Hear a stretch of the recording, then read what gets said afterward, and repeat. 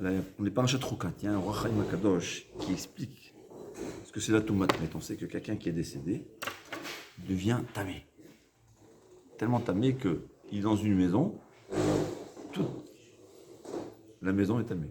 D'ailleurs, il y a, je crois, à Paris, les catacombes, on appelle ça, c'est ça?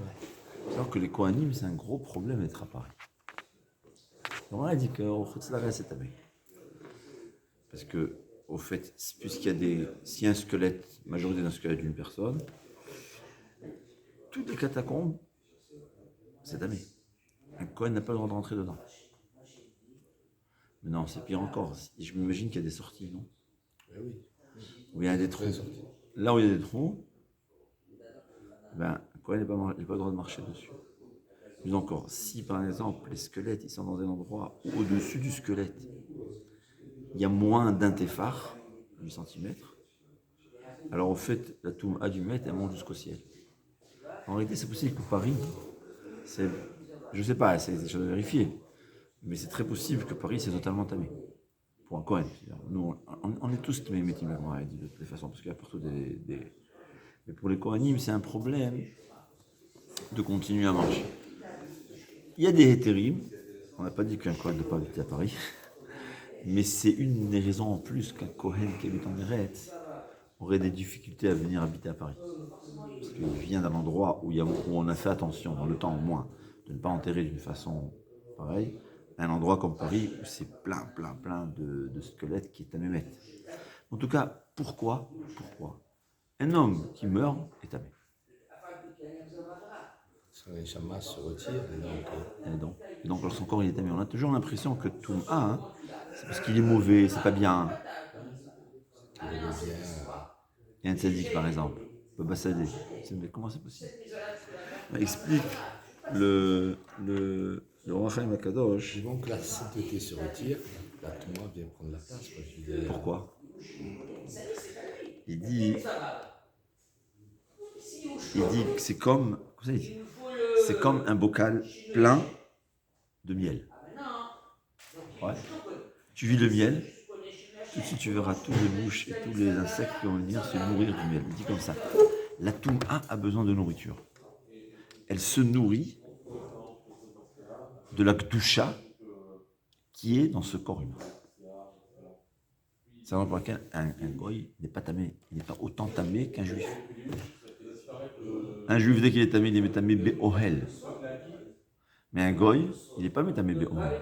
Dans les catacombes, il y a un problème parce qu'il y a beaucoup d'os de juifs aussi. Ouais.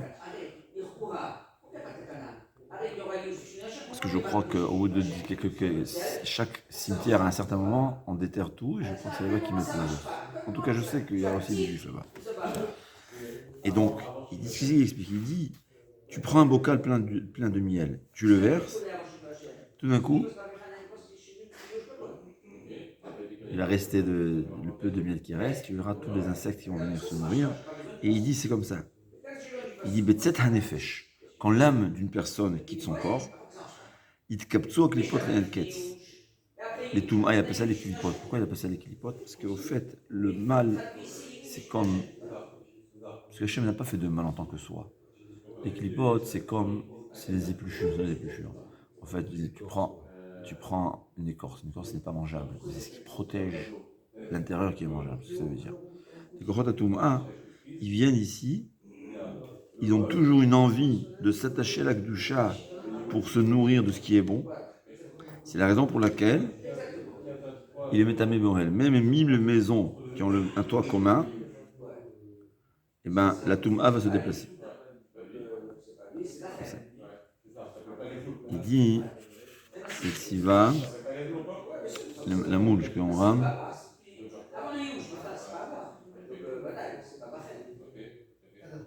Il dit, on voit que les Béné Israël, en Égypte, ouais.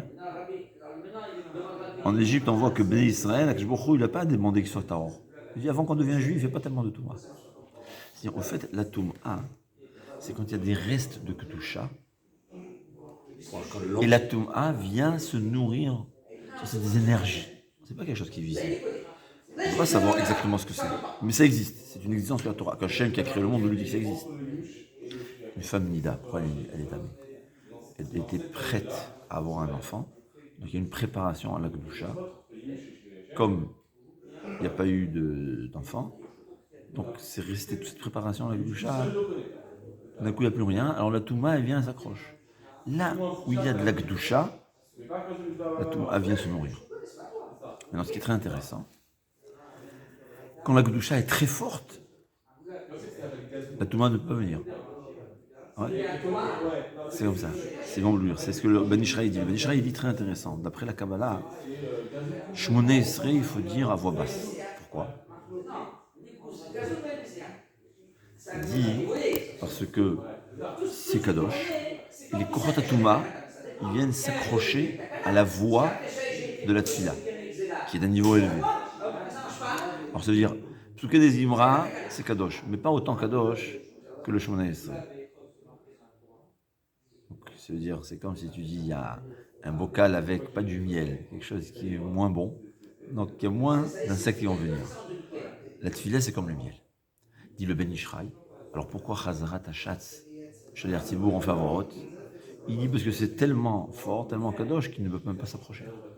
En tout cas, c'est une des bases de connaissance, que la Touma, c'est-à-dire que les forces du mal, les mauvaises énergies ont besoin de nourriture, ils se nourrissent de là où il y a une Kedusha atténuée, tel le corps d'une personne après que la Neshama l'a quitté.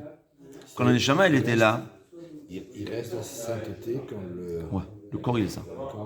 Le corps d'un juif, enfin, un goy il est métamé, je crois aussi, mais pas Be'ohel.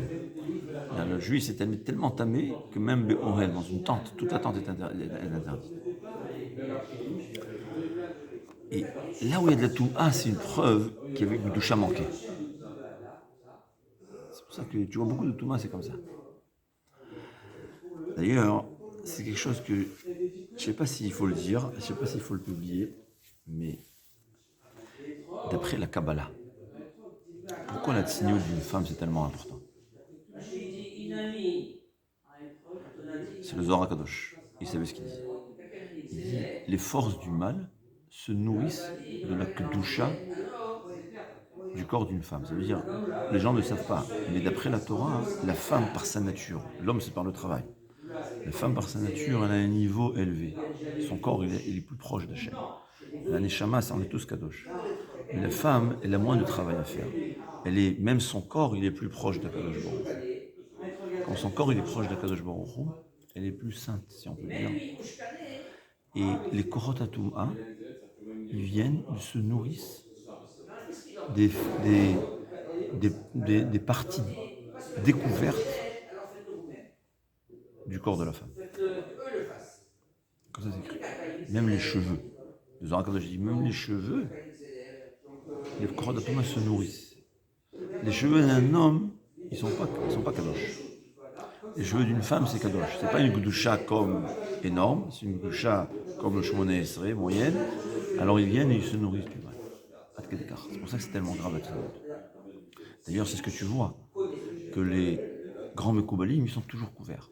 Parce qu'au fait, eux, ils ont atteint un niveau de kedusha exceptionnel qui leur permet qu'au fait, eux aussi, ils sont kadosh comme une femme, je dis. C'est écrit que Rabbeinu HaKadosh, il avait même ses doigts recouverts. Il était saint. Et c'est écrit que Rabbi Yochanan, il a dit, pourquoi j'ai compris, une fois ses mains se sont découvertes, il a vu des mains tellement kadosh que ça lui a imprégné de Goucha, que pour ça, il a atteint des niveaux spirituels. C'est-à-dire, le kadosh, quand il est dévoilé, il nourrit les forces du mal. Ils viennent, ils se permettent de venir se nourrir. C'est pas qu'ils veulent. Ça, il faut savoir. Alors, c'est pour ça que d'après la Kabbalah, après la halakha, une femme peut se couvrir les cheveux à la maison, et c'est ce que je couvre découverte. Pas besoin de se couvrir les cheveux. Mais le Magen Avraham, il ramène que d'après le Zohar HaKadosh, il faut faire attention que même à la maison, se couvrir les cheveux. Pourquoi? Après le Zohar. Qu'est-ce que je veux dire? C'est pour ça que c'est important, les gens ne savent pas. En tout cas, c'est ce que le Rachaim HaKadosh dit. La Touma, c'est là où il y a une kedusha atténuée, que les forces du mal viennent se nourrir de ces restes de kedusha là. Et c'est pour cela que des fois, il ne faut même pas voir, ne pas regarder. Non, c'est possible qu'il y a des Touma qui ne sont pas seulement l'endroit où la kedusha existe, il y a les endroits tamés parce que c'est là-bas que la Touma se trouve. comme dans Avodazara. Alors, dans Avodazara, c'est pas qu'il y a la Kedusha, c'est l'endroit où il se trouve. C'est-à-dire, le Touma se trouve là où, dans les poubelles, et là où il y a des restes de miel. Ce que le Rachel Makadosh il explique au début de Parashat Chokat. C'est un yesod très intéressant, une base à savoir. La Touma se nourrit de Kedusha.